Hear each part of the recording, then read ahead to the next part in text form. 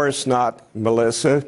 And Friday, 500 miners from that mine signed a letter to Barack Obama and said, Mr. President, why are you lying about 500 coal miners? What he had done is put that statement in an ad in Ohio. It's absolute lies. These miners were outraged, Melissa.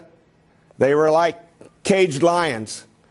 Yeah. And they spoke out. There was not a management person involved in those 500 letters. They had a press conference, and they asked him to stop the ad and to stop lying. None of it's true. Do you have any idea how it got to that point? I mean, have you heard any response from them at all, from the president or from his campaign? No, ma'am, I hadn't. We thought by now he would pull his dishonest ad, but he has not.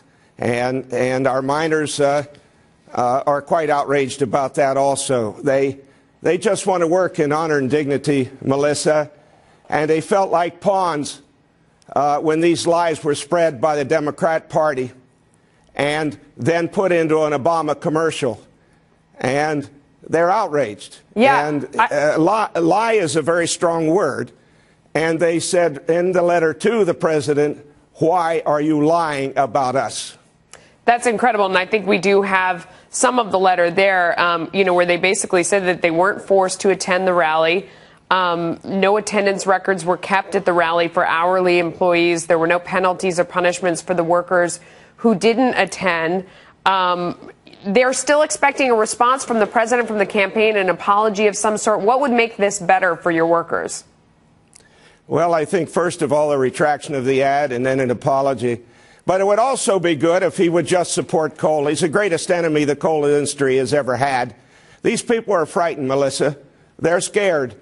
Their jobs are at stake. He has closed down 204 coal-fired power plants already in the United States. How is that? So I'm sorry, because I just want to, we hear all the time, the president saying that he is a friend of coal. And you say he's not, that he's closed these plants. Why is he responsible for closing these plants as opposed to maybe the EPA being responsible, or cheap natural gas, for example? Why is it his fault?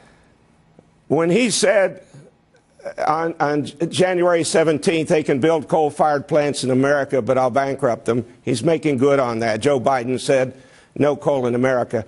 He owns a lot of debt to the environmental constituency, radical elitists, and he's paying those debts back. Ma'am, this is not just a coal mining issue.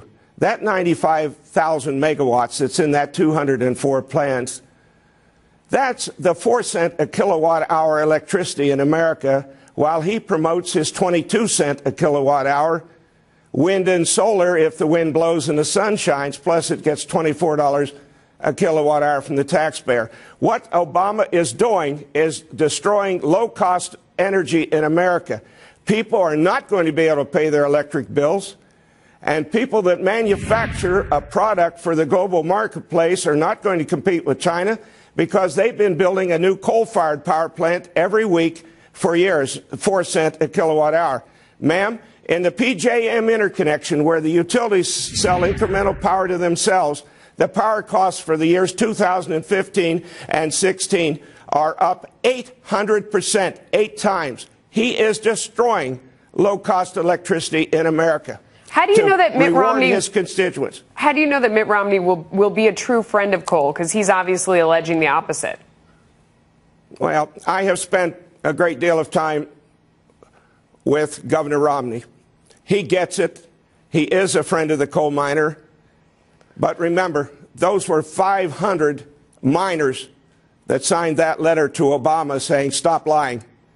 And they also said in the letter that it was a great day and we were honored to have him a friend of coal. The miners know. Robert Murray, thank you so much for coming on our show.